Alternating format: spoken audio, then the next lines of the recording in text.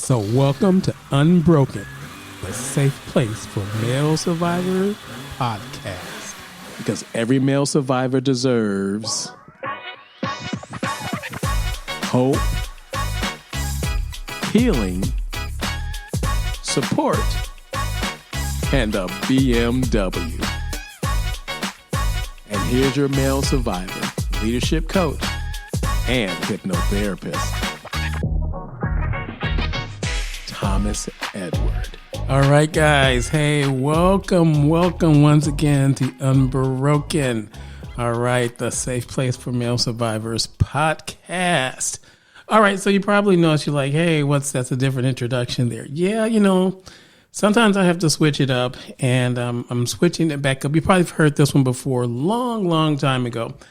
But here's the thing. I try to keep my stuff 100, right? So I try and keep my licenses and those different type of things for the music and, whatever sound things that I use sometimes, whatever, in the background. And so even though I do have the license for the music that I play, like you guys know, I usually use the just pieces of the Eminem one. I get so much.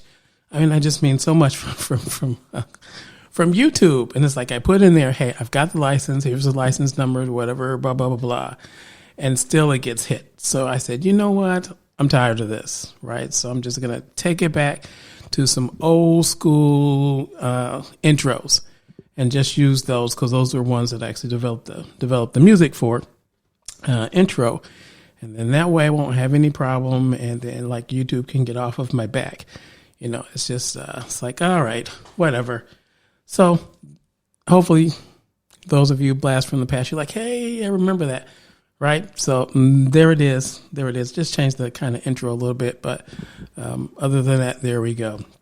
All right, guys. So how are you doing? Shout out to my UK people, those and things. And got a little surprise for you today, hopefully. Keep sending those email messages when you have questions or say, hey, can you possibly, cover this? And it's usually in my list. It's on the itinerary. Now, it might take me time to get to it, so I release these like every couple of weeks. And this one might be a little bit earlier out of the rotation, but that's okay. So far, we have been dealing with partners, but I figure, you know what, we got to mix it up a little bit also. And so we're going to talk a little bit about a different subject tonight. Don't worry, we'll still be coming back to the partner stuff because I have enough questions to cover a couple more episodes. But hopefully you are enjoying those. And if you are, feel free to, just shoot me an email and say, yo, Coach T, man, that really helped. Or, I got a feedback from one person. They said, wow, thank you for doing that. Their partner shared some things with them and they knew how to react, and it just opened up the whole relationship even more. And I'm like, yes, that's exactly what we want. All right. So I'm going to try and hang in here. So you guys know, pretty much everyone calls me Coach T-Bone, and you know why they call me T-Bone, because in my formative years, well, not that early, but I was walking across the street and I was hit by a car. I flew. Now the police report says 70 feet. Okay. I don't know because I was knocked out and I was flying through the air. All I remember is simply flying through the air because it was morning, those early mornings where it's still kind of dark outside because I was catching the bus. And I just remember flying through the air, and I just remember seeing the stars. And it's like your brain moves in slow motion. That's the neuroscience. And I just remember thinking, oh, okay, this is it. Bam. And then I'm out, right? So my body flying through the air from the first car, I fly over into the lane, and the car's coming from the other direction. And then that car hits me. Of course, I don't feel that one, right? Because I'm already knocked out. Now, that's what the police report says. So we'll have to take them at face value. So then they're rushing me, of course, to the hospital. And then I wake up while they're rushing me to the hospital, pain like I've never felt before, I think. Well, because I'm going to say it was through my whole body, right? So, just got all these different type of things going on. So it left me with some residual things like traumatic brain injury.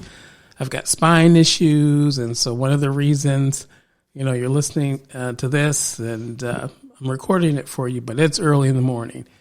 And it's early in the morning because I can't sleep. And the reason I can't sleep because in order to help me, I get these spine injections, right, for the different pain. So pretty much they're steroids. And so we're trying to keep me from pretty much ending up in a wheelchair again. And so we're trying to treat it. So one of the things is for when I have this injection, transforaminal injection, sometimes it keeps me up and I'm a little bit, dizzy, can't go to sleep, disturbed sleep. It has all these different type of side effects. So I'm type of person I'm just like, well, you know what? Instead of sitting here or laying here actually, or trying to lay here or sit in my zero gravity chair, let me just get up and let me just actually do something because that's just kind of me. And so then it's like, okay, I'll take my mind off of that and maybe I'll take a nap sometime later today. So that's where you're getting this right. So if I hopefully I'm not slurring my words, too much, but just know that's what's going on. All right. So today we're going to talk a little bit about the self-sabotage loop. Now I'm going to have a couple of episodes on this. This was a question that was asked me. And so we're going to dive into it a little bit because this is something that affects survivors quite a bit. Let me give you a little bit. It's going to have more, I'm going to say a little bit more, maybe clinical, immersive, maybe grounded tone. I'll try, with the neuroscience, I'll try not to geek out on it, too much and make sure that we're kind of hopefully hitting the questions and things that, were asked. But I want you to think about this. There's a moment, I'm going to say a moment before the collapse. And that's for us as survivors. And so it doesn't look dramatic, let's say from the outside. There's no flashing loud lights. There's no shouting. Maybe there's no real, chaos going on yet, but there just seems to be a subtle shift. And so maybe it's that, tightening in the chest, or maybe it's that restlessness that's kind of in your jaw, or maybe it's a thought that just whispers, right, this just won't last. And it's at that beginning. Now, I'm going to say that's the beginning. And so self-sabotage, I'm going to say, really starts with just like total out, destruction, catastrophe. It kind of starts maybe a little bit with discomfort. Now, we don't notice, but that's kind of where it kind of starts. And if you don't understand that discomfort, then you'll probably mislabel whatever's going on or the destruction. So, like I said, recently I received a letter and someone shared that, they were kind of working with, someone, survivors, whatever, and they're in this mode, or they feel that they're in this road, and it seems like they're kind of, sabotaging. And so they were wondering, like, man, I'm having a hard time, trying to work with this person, defining what's going on. I'm trying to help this individual. They're moving down this certain path. And he started describing some of the things that he would see over and over again. So, male survivors, we're doing good, we're doing well, we're somewhat stabilizing, and you're trying to work with someone and you're trying to give them another chance, and then things just kind of implode. I call it implode, explode, right? And so when you're working with them, they just start violating whatever those conditions are. We start to relapse, and sometimes we'll even start picking fights, right? Because the sabotage is starting to take place. And so we're starting to sabotage the relationship. Maybe someone's trying to help us. And so we're throwing away all these different opportunities, relationship opportunities, job opportunities, opportunities to connect. And when we ask, well, why? And the thing is, as survivors, we just don't know. Or maybe we'll just say something like, man, I just lost control. I felt like I lost control. But maybe here's what we need to understand. And that is that most self-sabotage is really not about losing control, but it's about, and you guys know where we're going with this, right? It's about the nervous system. It's about the nervous system trying to regain control. And I run into this so much when I'm working with male survivors and we're talking about, well, why am I doing this? And why am I acting out? And it's like your nervous system is trying to gain control. For those of us that have been sexually abused, one of the things is it's like our brain is trying to go back to those moments where someone else took control of us. And even though this is today, and those things may not be happening to us, the brain is looking for some possibility, some way, some method to know that it has gained control. And that's what the nervous system does. So if you're a survivor and you're listening, I want you to hear this clearly. You're not stupid. You're not doomed.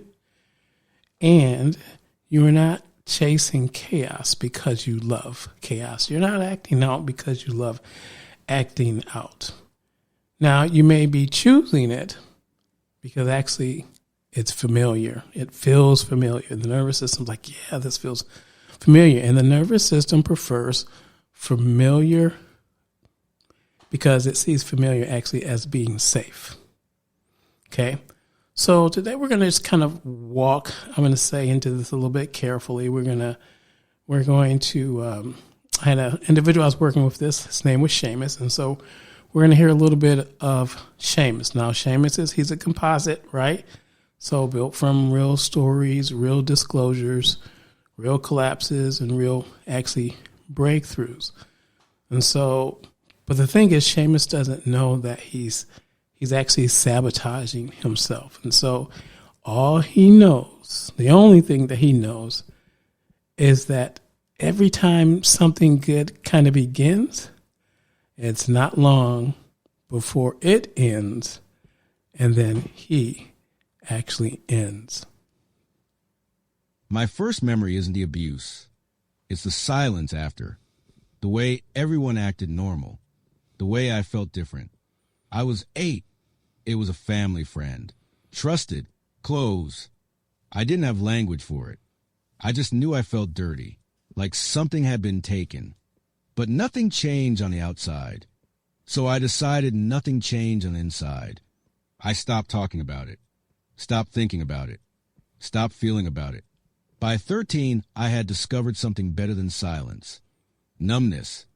Weed first, then alcohol, then pills, then girls, then more girls.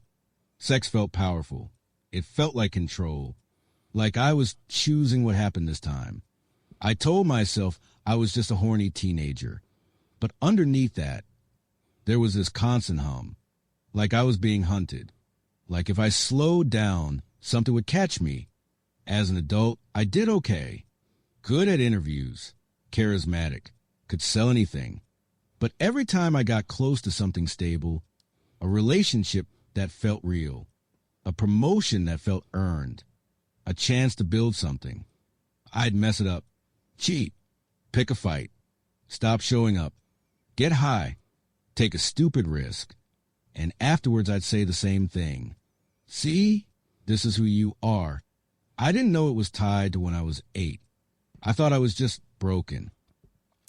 And there we have Shamus's story. So what Shamus, I'm going to say at that time, what Shamus didn't know or doesn't know yet is that self-sabotage is rarely random.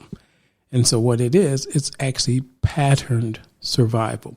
So when we're talking about childhood sexual abuse doesn't just create memories, but it also creates rules. Now, this is one of the reasons those of you that work with me when we're doing the hypnotherapy, and you'll notice we're doing with the hypnotherapy, what we're doing is we're going in into the subconscious, and we're not only just discovering those rules, but we're giving our subconscious different ideas for different rules. And so we're breaking, remember what we call the rules, right, which are bullshit rules. In other words, they really don't exist. They're things that we've helped to create to actually survive, but they don't really serve us well. They're actually dysfunctional. And so rules are about safety. Rules are about safety. Rules are about identity. And so rules about what happened when good things begin. There's rules that live in our nervous system. And so they're not just thoughts, right? They're part of the system. This is the funny, no, not the funny thing, but this is the interesting thing when we think about being survivors in our nervous system. Oftentimes we think that we're making, decisions, choices. And the reality is that we're not. We're actually just following rules and patterns. And a lot of those rules and patterns are actually dysfunctional because they come from what happened to us. So for Shamus, when Shamus began to feel stable, right, then, here's kind of what actually starts, happening biologically. His nervous system will scan for threats, but there's no obvious threat. Okay. So then what does the body do? The body does something remarkable. It would actually create one, right? This is where the self-sabotage is starting to come in. It's like, wait a minute. Did I really hear what my partner says? Wait a minute. It sounds like she was using an accusatory tone, right? And so the body, the mind is starting to create one. And that's because chaos feels predictable. And predictable feels controllable. Well, I know what I'm going to do. And controllable feels safer than actually waiting, we're going to say, for the pain or the surprise pain. Now, once again, this isn't weakness. It's conditioning. It's conditioning of that nervous system. We've learned these things. And that's one of the reasons oftentimes when I'm working with male survivors and they get so frustrated because as we start working through these things and going through the modules, they say, I get this intellectually. They're like, I listen to the models, I get it, I write down, and I understand it intellectually. Why isn't it working? I said, because you haven't really attached to it emotionally. We haven't touched the subconscious yet. And that's the piece that is missing, right? And so that's one of the reasons we start doing the hypnotherapy. All right, so let's talk about our CSA root. And pretty much it's going to be what the body learns. So let's kind of slow it down a little bit and break it down. So when a child is sexually abused, especially by someone that they trusted, the body learns, we're going to say, several core survival truths, okay? I'm going to think there's more than 4, but there's 4 that I can think of right now off the top of my head with this injection in me. So the first one I'm going to say is relaxation is dangerous. Okay, so that's one of the survival truths. So abuse often happens when a child feels safe, when they feel unsuspecting, right? And they're trusting. And so guess what? The body is in a state of being relaxed. You're relaxed around whatever this person or usually or normally before the event takes place or the abuse takes place because either you trust this person, right? And so relaxation now, though, because it's been used that way, is now seen as danger. This is the survival truth. In order for us to survive, we have to realize we can't be relaxed because relaxed is danger, right? And so then we're walking around on pins and needles all the time. So many survivors, when I started working with them, they can't be like touched from behind, touched on the shoulder or anything like that because it sends them off, right? Because that survival truth says, I can't be relaxed because I don't know what's coming. The second thing I would say is that closeness leads to harm, right? So if this is someone, and this takes place, like we said, from someone we trusted, and the body's learned this survival trust, now closeness becomes the enemy, because it was through this avenue of closeness in which we were harmed. And so now the person who should protect us becomes the one who violates us. So I'm going to make sure that I don't get close to people, because when I do, there's this big possibility that I'm going to be violated. And guess what that also means? That means that I don't have control. Okay? I don't want to be out of control, right? Because someone else was controlling me, so I've got to control everything else. I'm going to say the next survival truths when we're talking about what the body learned in this whole sabotage is being seen actually equals exposure. Okay? So when this happens, we were given attention. And so before that, attention would feel safe. Oftentimes when I'm working with survivors, especially if it's been a grooming process, and they'll talk about how the person, would buy them lavish gifts. They would spend time with them. They would understand what those emotional needs that they needed as a child, and they would give it to someone to talk to, someone to share problems and things so they're getting the attention. But then what happens is the abuse takes place. And so now the attention gets the opposite. Attention is unsafe because this is where the abuse took place. Okay. And then I'm going to say the fourth one, which kind of fits even in with the grooming, is that good moments are traps. Okay. So like we said, the affection, the play, they become an avenue of normalcy, right? That's what the groomer's doing. They're creating this normalcy before they're going to introduce something that isn't normal. And so all of these things actually become the precursors to betrayal. So anytime I'm around someone where things are feeling, oh, this feels a little bit normal, or is there affection going on here? Or oh, there's play or whatever, play, banter, which acts as a social thing that helps us to grow. It becomes safe because now it feels like a precursor to, oh, this is what started to happen before the person did this to me, before the betrayal took place. So now think about, you've got all that, those things that have happened to this child. So you fast forward to adulthood. And so your loving partner says, I'm proud of you. But the body hears, whoa, whoa, whoa, that's attention. Okay, so now I'm exposed.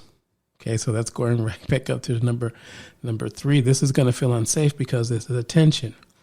Or the boss says, man, I really see leadership potential in you.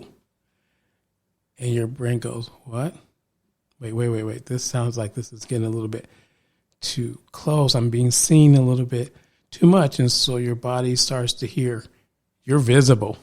You're being noticed. Or let's say a supervisor or a judge or whatever might say, you know what? You've earned this opportunity, right? But the body, the survival pattern rules, hears this will be taken. Okay. So then what does the body do?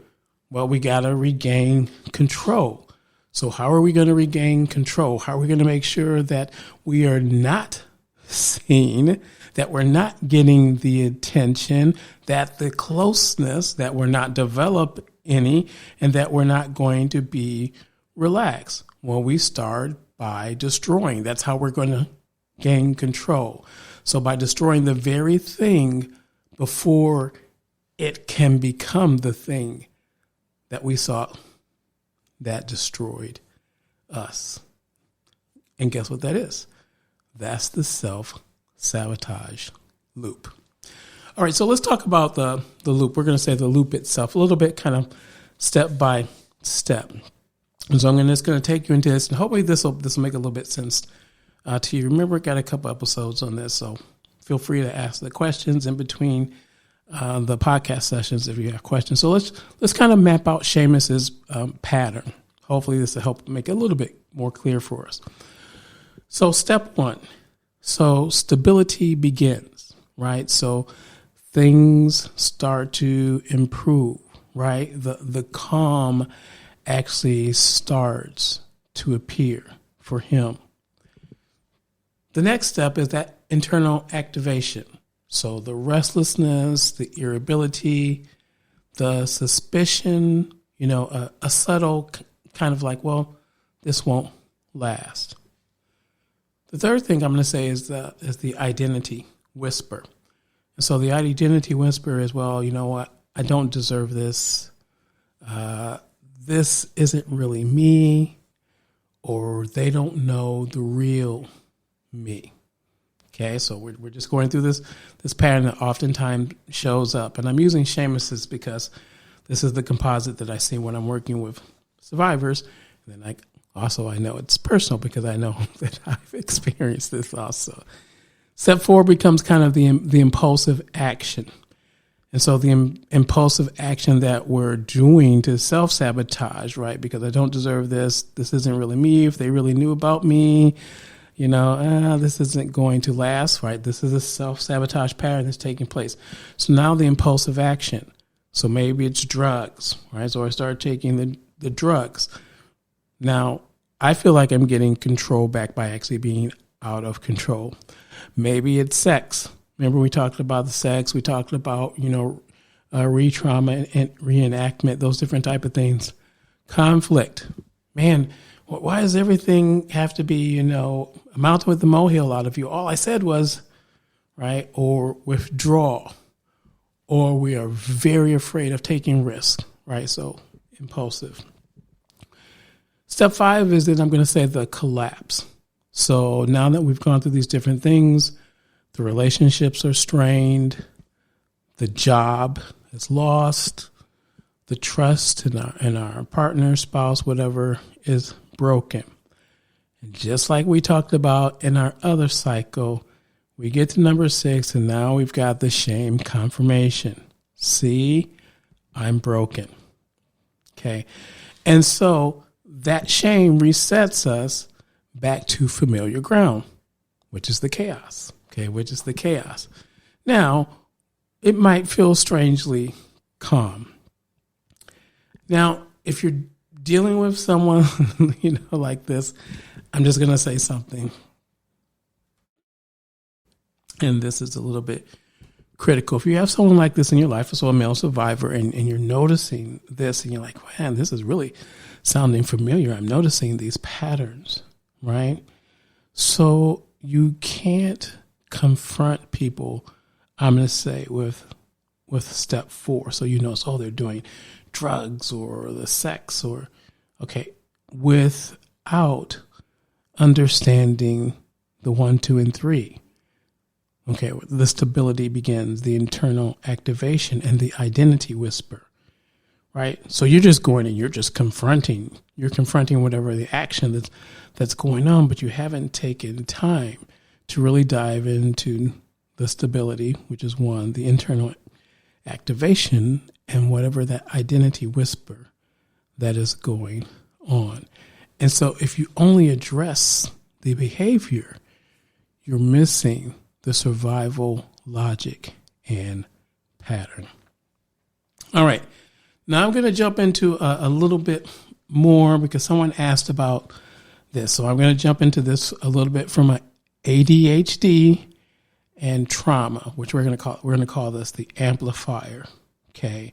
So this layer, this is what we're going to call the neurodiversity, especially for maybe someone in your life and you're like, wait a minute. Okay. So they've got all these things on top of this, but then they also have ADHD, which complicates things. Okay. And so it complicates this action pattern. Not because it's the ADHD that causes harm, but because it can accelerate the flip.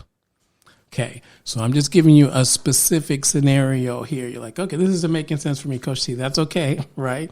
So this is for you, and you're trying to understand the survivor, but maybe your survivor also deals or has ADHD. Okay, I'm just throwing you just this in here for this. All right, so like we said, it's not because the ADHD causes harm, but it's because it can accelerate what we call the flip. And so the ADHD traits are interacting with the trauma. So now you got the impulsivity under emotional stress. You have heightened sensitivity to rejection. You've got your dopamine seeking for stimulation. We talked about that in some earlier podcasts. I think you can actually go back and find it there on the website about the dopamine. We have a difficulty actually delaying relief. That's why it seems like we're so impulsive, or we are impulsive because we're having problems actually delaying the relief. Emotional intensity then spikes. Okay. So when trauma activates the nervous system, what happens is the ADHD can reduce what we call the pause between the urge and the action. So instead of activation, then the thought, then regulation, then decision, it becomes activated, bam, action. That's it. Activation, straight to action. And then later we've got the regret, then we've got the confusion, then we've got the shame. Now, I say this because this is just ADHD people also. It can also just be us in general, male survivors, because I know it's the same pattern, right? And so then what happens is it deepens that identity loop that we talked about. Oh, no, because here comes the shame. Oh, that's just who I am, right? And so I remember when I was working with Shamus, because this is Shamus' story. So Shamus, he isn't just dealing with trauma. He's dealing with a nervous system that really moves fast, also because of his ADHD. And then the shame moves faster also. So as soon as he activates and he does the action, whatever it is, drug, sex, whatever, bam, it just runs right into the identity loop. And then he becomes really depressed. Okay. But he isn't just dealing with the trauma. He's dealing with the combination of the two. It's just now it's moving faster.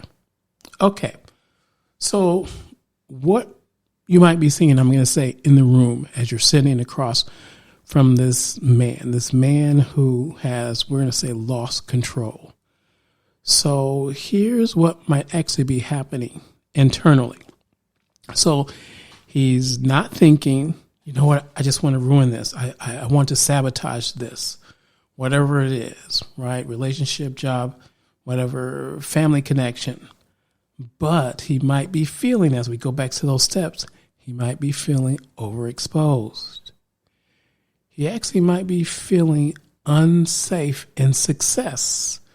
I'm being success, but success is actually drawing attention, right? And so, we don't want that. Or maybe they're afraid of being found out. Maybe that's what's going on. Maybe that's what they're feeling, or, afraid of being known. Or like we said, just being suspicious of stability. And so he may not have the language for any of it. All he knows is that these things are happening. And if he does have the ability to step back, he's like, wow, I'm self-sabotaging, or I notice I keep self-sabotaging. And you're really knowing that he's self-sabotaging, right? Because you're part of the person who's helping, who's concerned about him. And so the male survivor might even say, well, you know what? I don't know. I don't know why I did it. I don't know why I keep saying that. I don't know why I keep sabotaging this. And he's probably telling the truth because, like we said, the body moved before the mind could actually catch up. All right. So here's a kind of a reflection, I'm going to say, cue for us to think about. If you're listening as a survivor, I want you to think about this question. When in your life do you most often sabotage? Okay, when in your life do you most often sabotage? So do you notice that you sabotage maybe after receiving praise? Do you notice that maybe you sabotage before intimacy? Now remember, there's different types of intimacy, right? There's emotional intimacy, physical intimacy, social intimacy, mental intimacy. But do you notice that you sabotage most often before that? Or maybe you most often sabotage when expectations increase. Someone's going to be expecting something of you, right? And if you go through and you success, that's going to bring more attention. And that means that you've lost control. Or do you most often sabotage when things are calm? Okay. So after this, hearing this question, reflecting, the first thing I'm going to ask you, what does your body feel right now? Does it feel tight? Does it feel buzzing? Does it feel numb? Does it feel angry? And then where do you feel it? Maybe like, man, Coach T, am I tight? I heard that and I start thinking about what you said and my chest just start feeling really tight. Or, wow, I went numb. It was like my feet went numb. Or man, there's buzzing or tingling, whatever, down my right side, or my eye started twitching, or whatever. And it's really important, right? Sensations do matter. And it's really important for us, I'm going to say, to acknowledge them. And so the neuroscience, like we said, pretty much is just familiarity, right, over what we call safe. And so the brain's job is prediction. Okay, the brain's job is prediction. That's why your brain is always looking for patterns. I always give this example when I'm doing leadership classes for executive leaderships, and we're talking about understanding people. And so our brain, and I'll put a little thing up on the board, and I'll just talk, and I was like, okay, so this person has this look, and you've seen this look. And every time you see this look on people or individuals that you work with, it means trouble with a capital T. You're just, So your brain gets used to that pattern. So now somebody's coming into your office maybe for their one-on-one, and they've got the look. And so your brain's like, oh no, they've got the look, and it creates this whole scenario on what's the look. And so you say to the person, okay, look, we don't want to waste time here. Okay, I've seen that look before. What's going on? Right? And so you've created this whole scenario, and they're looking at you, and then they say, oh, I'm sorry, man, dude, I've got gas today. Okay, you've created this whole scenario, this whole picture, how you're going to talk to them, how you're going to deal with them from this look, because the brain's job is to do prediction, right? To put all these patterns and things together. It's like, because we ain't got time, right? Right? We got to figure out. So if chaos was normal for us in childhood, then chaos actually becomes the baseline. Okay. I want you to picture that in your head on a piece of paper, the baseline, right? So if trauma was normal, you got that picture of that little stick figure child through there who's up and down with all these things that are going on, sexual abuse, emotional abuse, abandonment, and rejection, all these different types. That becomes our normal baseline. That's the chaos that becomes the normal baseline. And so guess what? The nervous system will return to the baseline, even if the baseline is destructive, because that's homeostasis, right? That's where everything heals and evens out, right? And so the body calibrates to know what it knows, okay? And so if you grow up in the volatility, peace actually now feels like a trap. If you grow up in secrecy, hey, don't tell anybody what happened. Don't tell anybody what we did, right? Well, being known now as an adult feels dangerous. If we grew up in betrayal, this person has done these things to us, whatever, behind the scenes, then closest now feels like exposure. And so sabotage just actually becomes regulation. I know it's like, wow, that's twisted. Yeah, that's twisted. That's dysfunctional. And that's costly. But it's regulatory. This is when we talk about the emotional regulation, emotional deregulation, right? It becomes the norm. The chaos becomes the standard. All right. I'm going to call this part one. So we'll kind of close this one out and we'll do another one next time. So let's just close this with just talking about, I'm going to say, the realization. So Shamus, he didn't know this yet, right? He still thought that he was broken. But soon through the coaching, when we started to help him to see that, you know what, this is a pattern. This is a survival pattern, neuroscience pattern, right? Then he starts, he says something, starts to say things that I thought were powerful and impactful. It's like, well, you know, I thought I was afraid of failing, but it really wasn't about failing. He's like, I'm actually afraid of succeeding, because succeeding is where the exposure comes in, the attention, whatever is drawn to me. And he says, like, that realization changes everything, right? So once the loop can be seen, then the loop can actually be interpreted.